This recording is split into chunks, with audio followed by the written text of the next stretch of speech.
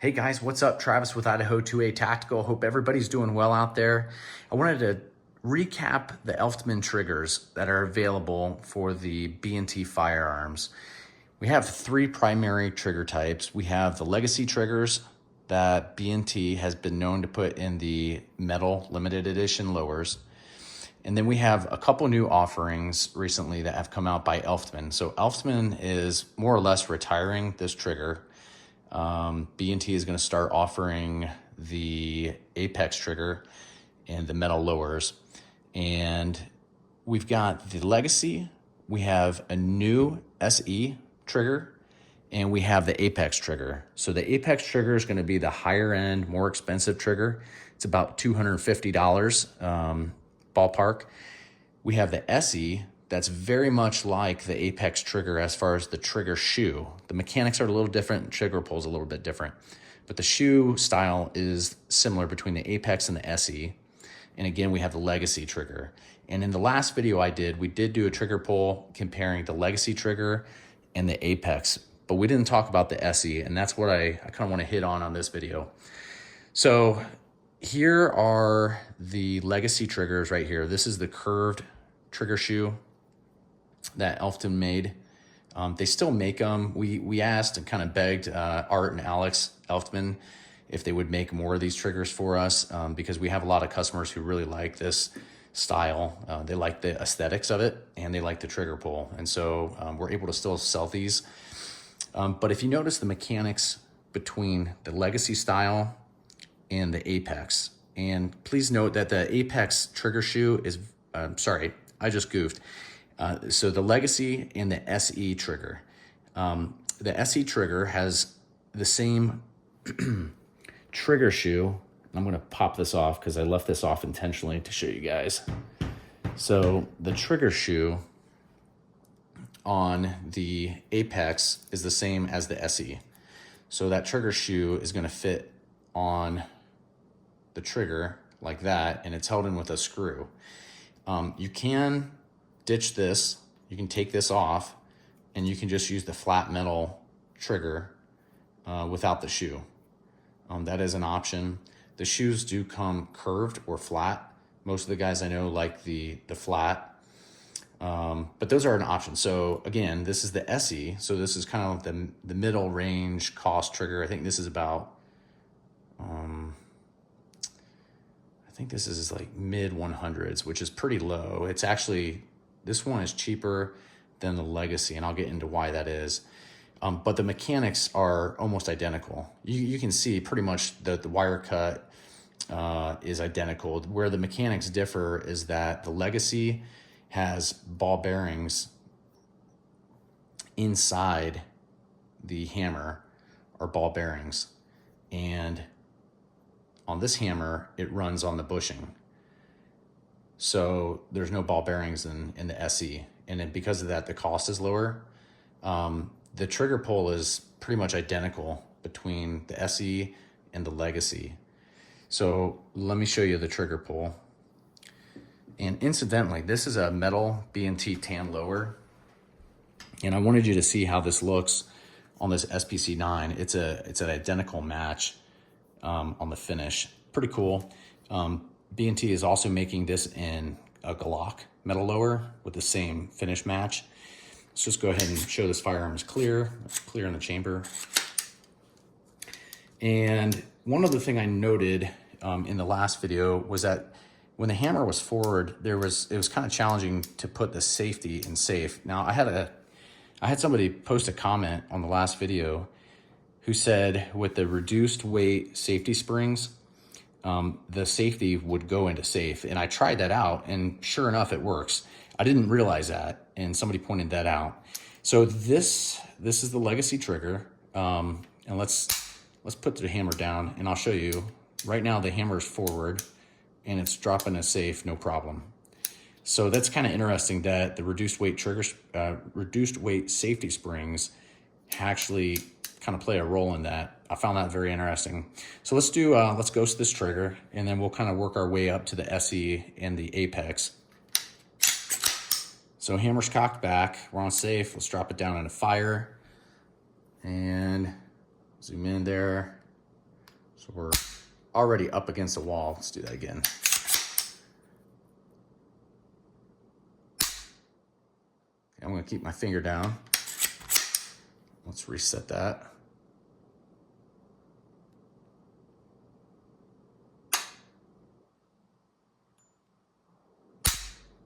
And so you can tell we're already at a wall. There's really no take up, a single stage trigger. Let's do that one more time. Let's try that again.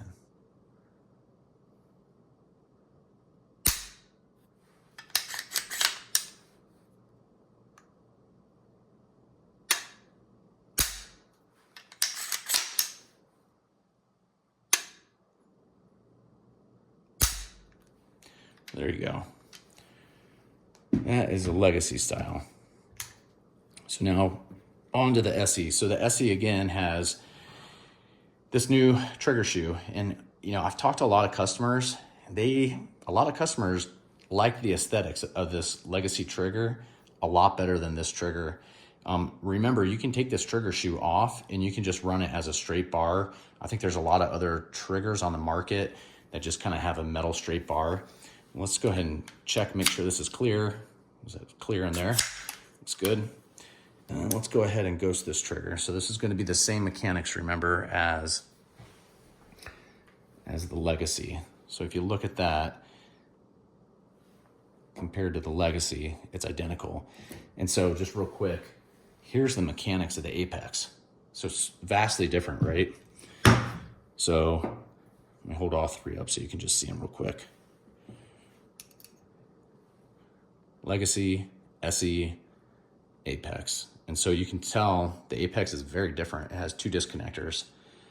Art Elftmann really gives high praise to this trigger. It is more expensive. It's around the $250 mark. He says the guys that do shooting competitions 3-gun, they rave about it. There's really no mechanical issues with this. So that's something to consider. This does use ball bearings in the hammer. So it's more bougie. It's going to be a little bit smoother. Again, this uses ball bearings, no ball bearings in the SE. I really haven't noticed a major difference. I do think that these are a little bit smoother. This one's maybe just a smidge gritty, but it's very, very hard to notice. All right, let's get down to that trigger pull and get back to what I was doing here before I got derailed. All right, so we are cocked back, camera's back. So let's try this again. So you're already at the wall.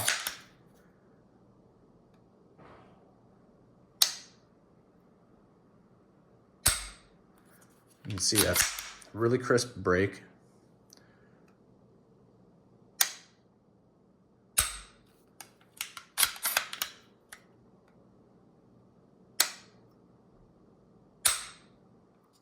Pretty cool. It's a great trigger. I mean, I think for the price on this SE trigger, you know, the SE trigger is a pretty good deal. It's got really good mechanics.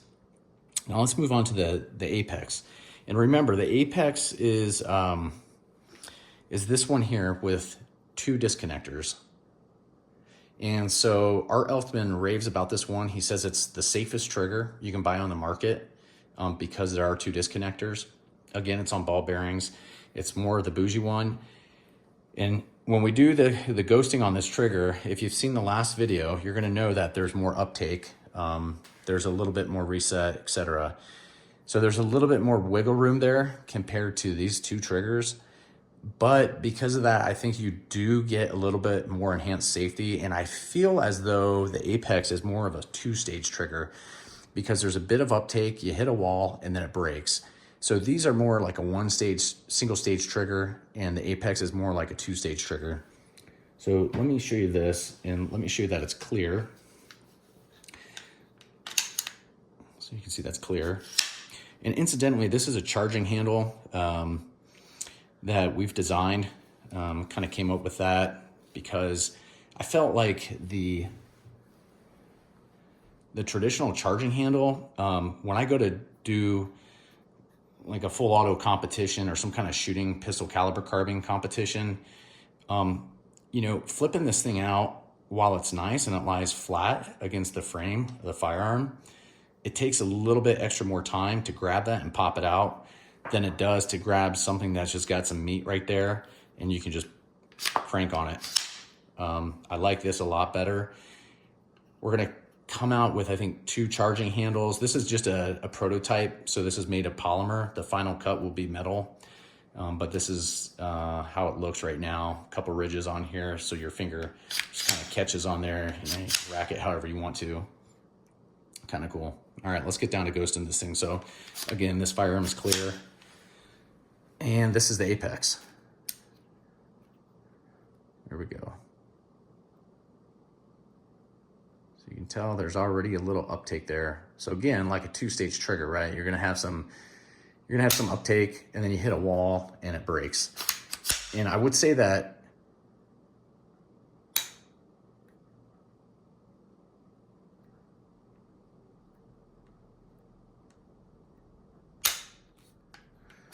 that second wall is pretty, let's do that again. There's the wall, and there's no travel afterward. You're hitting a wall, and that's that. The trigger does have to come all the way out before you get that definitive reset. And then you've got a little bit of pre-travel, kind of that first stage. Hit a wall, clean break. There's really not a lot of after travel. It's interesting. Let's do that again. All right, so it resets all the way out. And then we've got some uptake. Hit a wall. Oh. Huh. Let's do that again. Uptake. Hit a wall, and it just breaks right there at that wall. Really doesn't take much more. So pretty interesting. And again, remember, this trigger shoe is the same trigger shoe as this. So if you don't like this, you can always take it off. There is a curved version of that trigger shoe. And I had a customer make a comment that I thought was really interesting that I really didn't pick up on until they made the comment. Let's see, we really just need this one. So between, on this legacy trigger, there is a difference in where your finger's gonna rest as far as the distance from the back of the grip to touching the trigger shoe. And so because on this curved one, your fingers are actually gonna sit a little bit further back than the flat face trigger. That's not the case with this trigger shoe. This trigger shoe, between the curved trigger shoe for this trigger and the flat trigger shoe, you're the same exact distance from the back of the grip to the front of that trigger shoe, whether it's curved or flat. So again, on this curved one, when this curved trigger is installed, your finger's gonna rest a little bit further behind further behind this point. Your finger's gonna rest more about here. And that does translate to a different feel when you're holding the firearm. Whereas again, this one with the curved trigger is equidistant. So it doesn't translate to a different feel. Now I will say, with that trigger shoe off, that does create a different feel.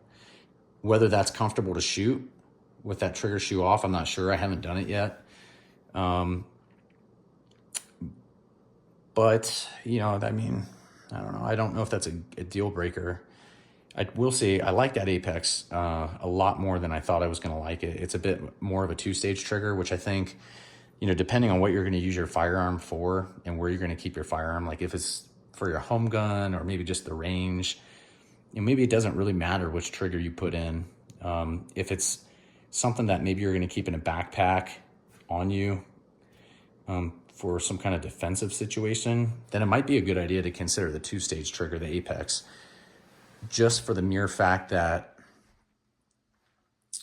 you know, you probably don't want a kind of a hair trigger, right? Something that's already up against a wall if you're in a stressful situation.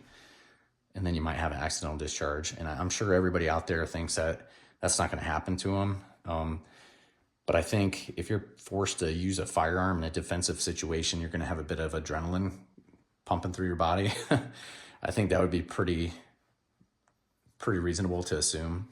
So I think using every advantage that you can in that situation to not have some type of mishap or misfire or accidental discharge is in your favor. So a 2-stage trigger, again, would likely be in your favor, and maybe just keeping it stock B&T trigger and not changing the trigger out might be the thing to do if you're going to use it as a defensive gun. But I think for a home defensive gun, I think I would rather go with something that's a little more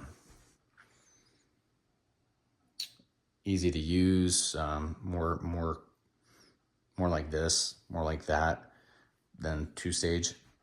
So I don't know, everybody has their own opinion out there. I might even just stick with something that's a little safer. So I'd be interested to hear your thoughts. I'm also interested to hear people's thoughts on this type of charging handle where you can just, look how quick that is. You can do that. If you want, you can grip the firearm like this and hook your thumb on it. It's pretty comfortable to do. And one other thing I wanted to point out, I've had a few customers call recently and ask me my thoughts on the polymer versus metal lower. And initially I was telling customers, just go with the polymer lower is what I was telling everybody because of the cost savings, right? These lowers are expensive. I will say the advantages you get are 3. There's 3 main advantages that come to mind. The serrated edges on the leading edge of this mag well, they absolutely help you with grip. So my hand does not want to slip down the front of this mag well, whereas the polymer lowers are smooth on the front, and the heel of your hand will slide down those easily. These mag wells are flared really nicely to where you don't need to buy a jet funnel. It's already incorporated. The other thing that I've noticed recently that I did not notice before is that these metal lowers are nicer to shoot because of the trigger guard down here is a different profile. So let me set this aside for a moment. Let me grab a polymer lower and show you this. All right, so traditional B&T polymer lower. And I want you to take note here of this area of the trigger guard. So if you notice that curve right there, that curve is a pain in the butt for my hand anyway. Maybe other people's hands are different, but what ends up happening is that I get a wear spot right where that lip is, not back here, but right there. And these metal lowers, they have a little bit of a curve there, but they are nowhere near as aggressive as these polymer lowers on this curve here. And that curve is going to cause a blister on your finger. If you shoot frequently with a polymer lower, it's going to annoy the crap out of you, and you're going to develop a blister right there if you're shooting enough. The metal lowers, you're not going to get a blister, and I'm not. I'm just being honest with you. The feel of that lower right there is so smooth. For my hand anyway, I'm an average size hand. I'm about 5'10". So for me, that's a really good feel. And I think those are the 3 big takeaways. This leading edge, the flared mag well, and that handguard. And I'm sure there's some other things. When it comes to these grips, there's this nut back here, right? And there is this angle that the screw goes into, and that nut takes tension to keep this grip on. And that nut's retained by a piece of metal on this lower, whereas on these polymer lowers, it's polymer in here holding it on, and that can fracture. I've had customers actually use too long of a screw, and they're trying to screw down their grip, and their grip's staying loose, and the screw's actually bottoming out, and they keep tightening it, and it breaks right here, and then the lower is pretty much done at that point. So those are the takeaways of the triggers. Again, here's the B&T trigger. It's kind of that 2-stage kind of trigger. This hammer's got a little bit of rust on it. That's interesting. Maybe it needs to be shot more. So anyway, something to think about. If you guys have any thoughts on the charging handle on these triggers. I would love to hear your thoughts. I'm always open for conversation. You're always welcome to text me or call me anytime. If it's at 1 a.m., 3 a.m., you can shoot me a text and there's a chance that I might reply. Phone number will be down below, and then I'll have a link to these triggers down below in the description. And you guys take care. I hope everybody's safe out there, and please vote this year. November 5th, November 9th. It'll ring a bell. It's late at night, so my brain's not in the right place right now. But in November, you got to vote, because this, oh man, I think we're all in agreement. What's going on in this country is just ridiculous. I hope you have a good night, guys. Take care.